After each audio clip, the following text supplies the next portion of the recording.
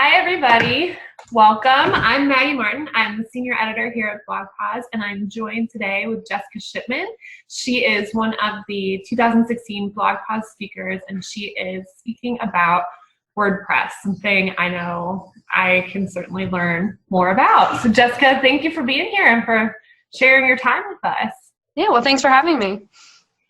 I guess I have a ton of questions for you, but to keep it kind of short, I would love to know, as a WordPress guru, what is the most common question that people come to you with? What do they most frequently ask you? So there's a few different ones. I would say the top two are, what happens when something goes wrong? How do I fix it? And a lot of times it's specific, but overall, like, what do I do when something breaks? And then another big one is, how do I fix it when that happens? And how do I back up my site? Like, how do I revert it back to what it used to be? Okay. Now, so I don't want to step on the toes of your session because I know you're going to cover a lot of this in depth, and I can't wait. But say something does go wrong, from kind of a bird's eye, high-level view, what are some things someone should do, and what are some things someone shouldn't do when there is a problem? So I think the first thing you should do is breathe. Even though it might seem like it's the end of the world, like, just take a deep breath, and it's, probably 99% of the time it's fixable, and just, relax, and then try to think back through what you did. And, if you were making changes within your site, try to think back, what changes did I make, and try to, if you can revert that. Say you installed a new plugin, go and deactivate that plugin, and maybe that'll fix everything. Plugins are pretty tricky. They cause some problems. And so that, and maybe you changed to a new theme, and maybe that was the source of the problem. So try to go back to what you had before. But then if something happens where you didn't do anything, but your site is all of a sudden down, Google is your friend. And I would recommend, what I always do is the first thing I do if I have an error message or anything, I put that into Google, and I see, because a lot of people write about, their experiences. And so a lot of times you can find, how to fix it based on what someone else experienced. And that's really handy. And even if you can't find an exact answer, it can at least get you into a point where you can, have a little bit more information. You can say, this is what's wrong with my site. I think it's because of my host, or I think it's because I was hacked, or I think it's because of some other, plugin problem or something. And you have more information. So if you need to come to somebody like me or somebody else, you have more information, and it's going to be a lot quicker to get to that end problem, or, the end solution to fix and make everything better again. That's a really great suggestion, and I've done that before with the WordPress forums, where I've looked for steps, and I think sometimes it's a little tricky because a lot of those folks who help have a really strong technical background, like you do. Yeah. And so sometimes it is a little bit tricky, but then that's where I guess your assistance comes Well, in. and I've also had, we have a great blogging community as well, and I know, like, even when I have some technical problems where I've had issues where plugin caused problems and I didn't, try to deactivate it. And I reached out to the community, and they were actually like, oh, I have that plugin. That's, the problem there. And so we have a great community, and I'm in a lot of, I'm in the Facebook group, and I'm out there. So if you post a question there, I know people like me will jump in and help you as well. So that's always a great resource. Awesome. That is such a great resource. And I think that, too, everyone's so friendly that sometimes I get intimidated to ask tech questions, tech people, So the Facebook group is an awesome resource. Definitely. Well, let's say if someone wants to make a big improvement to their blog, some of those things take a lot of time. We've been talking a lot about quick tips, things that take 1 minute, 5 minutes, 10 minutes. What is something someone could do maybe tonight to improve an aspect of their WordPress installation?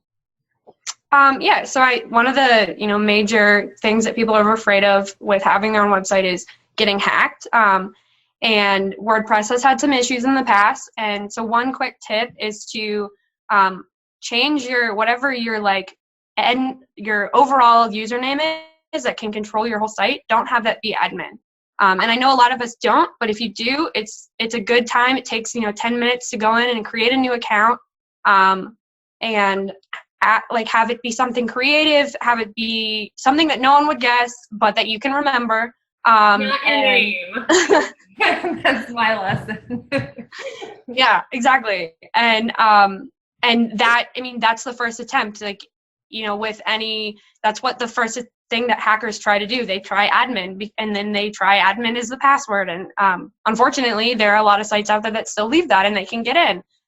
So that's definitely the first thing. And if you've already done that, I would say go ahead and create another account that you can attribute all of your writing and posts to. And you can still, I'll get more in depth in this in the actual session, but you can still log in as your admin account and write your posts and do all of your magic, but then you can attribute posts to a different account. So then publicly it looks like the post was written by, or the login, the username it shows of this old account. So for example, my just writing account, my username is Jessica. But if you hack into that, the only thing that you'd be able to do is write a post.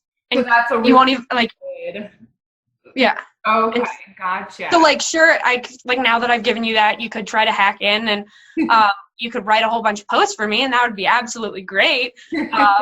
But you can't make changes, you can't rearrange stuff, you can't delete stuff. So that even if someone does get into that account, you're pretty much safe. You can always go in and delete what they wrote. So that is an awesome tip, and I am definitely gonna do that one tonight. Last question: what do you recommend in terms of backing up? How often? Is there a tool you use? Do you just do it straight out of WordPress? How should we be doing that? So I'm a little old school, and I actually do it all manually. I would say that your database you should be backing up, weekly, if not daily. It depends on how often you post, because your database is where all your content lives. So all your writing that you post, all your comments that you get, as well as user settings are all stored there. So if you're posting daily, then you really probably want to be backing up daily. And there are things that can do that for you, and some of them are free, and some of them cost a little bit. And I'll have a list in the session of some great options. Since it's easy for me and I know how to log in and do it, I just do it on my own. But then also you should be backing up your actual site, which is what lives on your host server.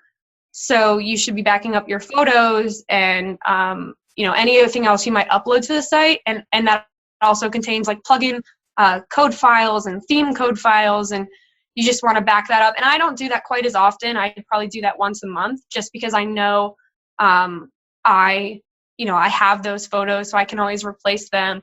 And it takes a little bit longer because that's a big chunk of data. It's all your photos and everything like that. And I also do that manually. I FTP into the site. But again, there's some great options out there, and we'll have a list of those at the session. Good. I definitely need that. I will be sitting front row because I'm in my head. I'm I'm not doing any of this stuff what you're describing. So that's awesome. I think from all of this, even just a really quick overview, hopefully everyone has a lot of next steps and to-dos that they can tackle tonight to improve their site. And if anyone who's watching this wants to find you, Jessica, where is the best place to go? So my blog is called Beagles and Bargains, and it's beaglesandbargains.com. So you can always reach out there and see. That's more for what's going on with my two dogs. But you can always reach out to me via email or on Twitter.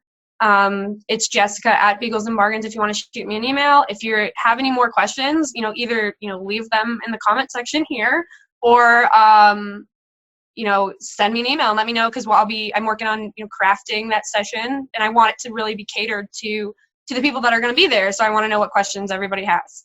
That's awesome. I'll definitely follow up with you with some of my questions. Perfect. Well, awesome, Jessica. Thank you so much for your time. This was really helpful, and I appreciate you sharing all your wisdom.